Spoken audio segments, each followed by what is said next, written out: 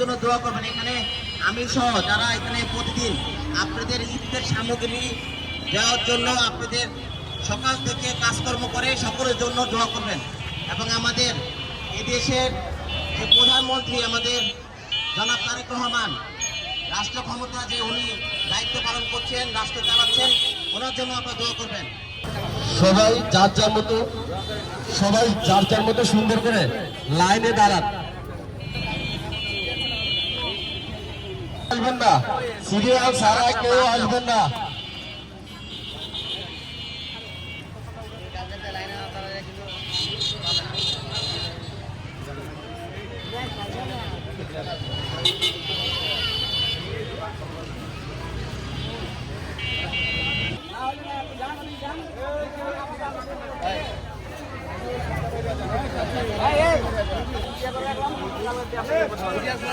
লাইনে দাঁড়ান, এতগুলো মানুষ দাঁড়ান, লাইনে ওখানে দাঁড়ান।